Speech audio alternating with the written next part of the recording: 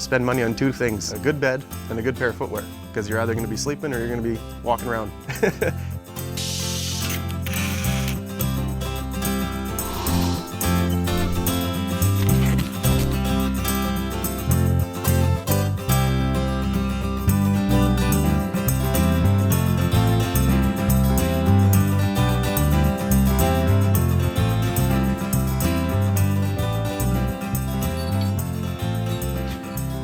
How you doing? I'm fine. How are you today? Good. Irene, you're like family to us already because we wear Alberta boots. Mine is a little tired. We're here for a new pair. Can you help me? Absolutely. This thing gets your boots off. Easy. This is how you use it. All right? Yes, you are. Look at that. Have you fitted any famous people? Looked after Mark Harmon. We've had Sam Elliott come in, Isabella Rossellini. When they were doing all the movies, we do all the boots for the movies. This is the potential to be a friend for the next 5 to 10 years. So it's almost like getting married. You need to really like them. Well, you would think so. It's gonna last a long time. Alberta Boots is a bit of an institution already. My grandfather started the company in 1978. My dad was here for about 30 years. I kind of took over from both of them, and we manufacture the best quality boots you can buy anywhere in the world. Once you've had a pair of boots that's all leather lining, leather insole, it essentially becomes a part of you. A good pair of our boots should last you 10, 15, 20 years if you take relatively good care of them. I see some really interesting boots, not just the traditional boots. Our most popular boots are our cowhide or bullhide boots that we make, and we also do other hides like kangaroo, we do ostrich, elephant, python, rattlesnake, alligator. If it's a skin that we have or that we can use, we can make a pair of boots out of it. So what snake is this? So that's python. African rock python is the name of that one. That's quite thin though. It's actually the weakest skin that we make a pair of boots out of. And we would actually back it with a cowhide, and that's how it's going to give it its strength. We don't make a high-end or a low-end boot. Every boot is made to the same quality. The only difference in price is what you see on the outside. So cowhide being a least expensive leather versus an alligator or some type of exotic that's the most expensive. So spending $395 versus $2,000, you're still getting the exact same quality of boot, something that's going to last a long, long time. This is where we have all of the different leathers that we bring in. For the most part, these are all of our cowhides, a couple of bullhides, but cowhide being the most common leather that we use. Depending on the leather, we might bring in 500 feet, 1,000 feet, 2,000 feet, and sometimes it's a couple times a year just to make up boots. So, where do you get the leather? A lot of it comes from all over the world, but most of our cowhide is actually tanned down in the States. The Belgians tan the best sole leather in the world. So we get all of our insole leather, our outsole leather from them, our heel counter leather. So we can see we've got all these lasts here ready to go, waiting for boots to come out. We've actually cut out the insole, so that's that leather that you're going to be standing on. And we actually take that insole leather and we just tack it to the bottom of the last to hold it in place for now. And this is actually a good way to see kind of the guts of the insides of the boots. So we've got all that nice leather lining all the way throughout. And on the back, on the heel, is actually leather on the heel counter. We make all of the RCMP high brown boots for all of Canada. We've been doing that since 1999, so 17 years. So it starts off like that. This seems to be very much a manual process.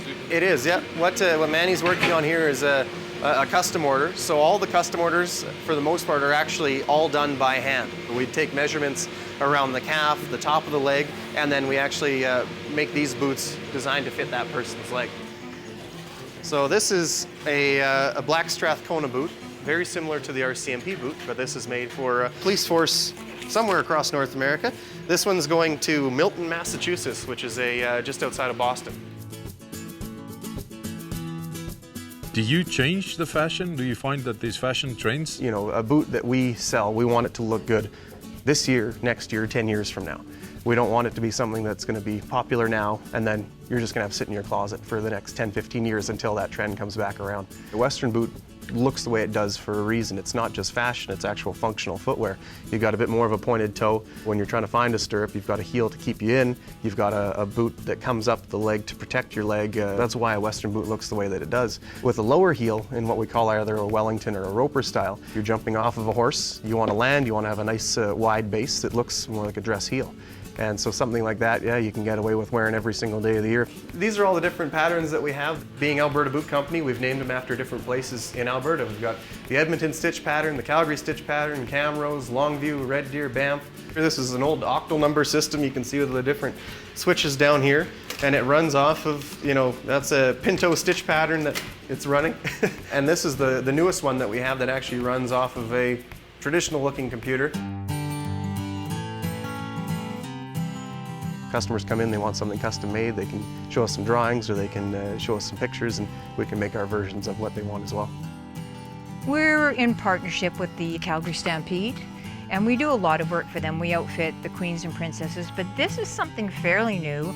I'm doing it for the Indian princess where she actually had a custom pair. And I'm really hoping she's gonna like them because it's a labor of love. Each layer had to be done separately. It's a boot I think she'll wear proudly.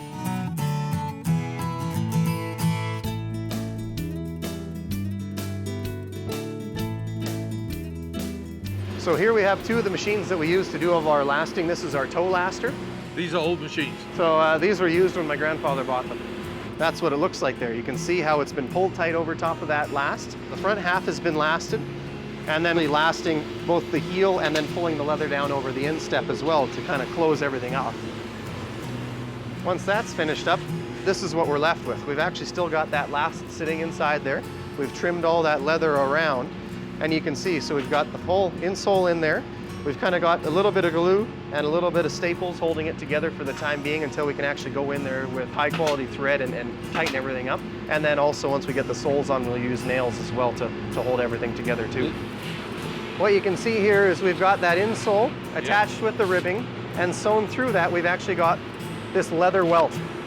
And so when we're referring to a Goodyear welted footwear, this is what we're talking about. So we use this little guy here. Essentially, when we hold the last like that, break it, pop it out. Ah, there you go. Put it back in place just like that.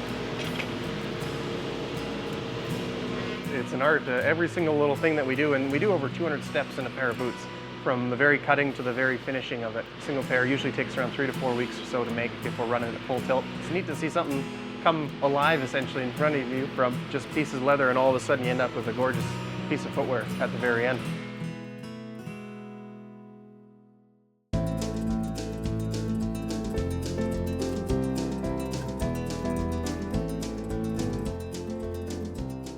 Do you sell overseas or through retailers, or how do you distribute the product? Really the only way you can get a pair of boots is buying it right from us. We do a lot of orders online too. In a Western boot, the main thing with us is that we offer a lot of widths, whereas most companies just offer different lengths.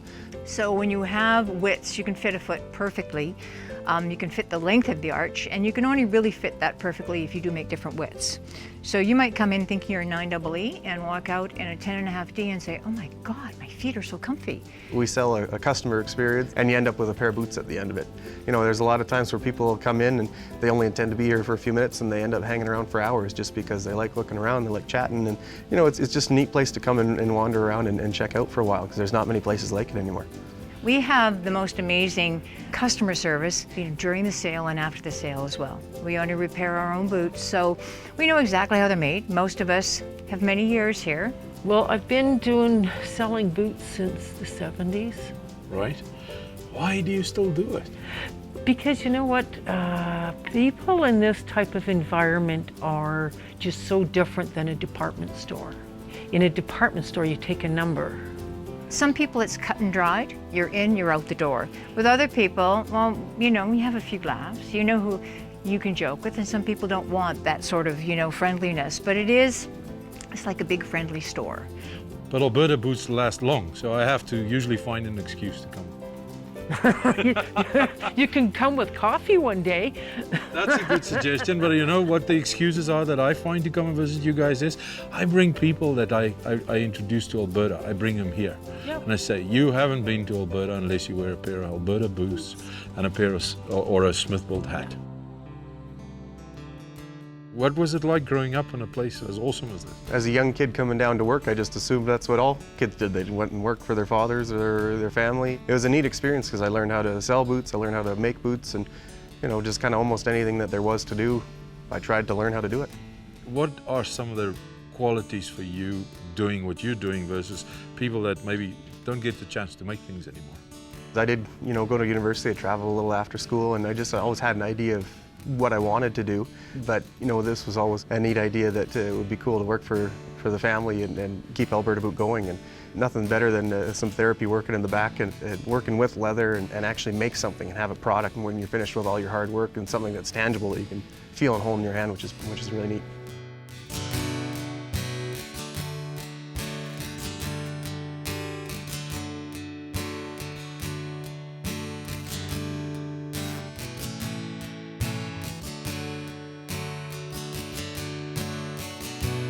You too can become part of this journey.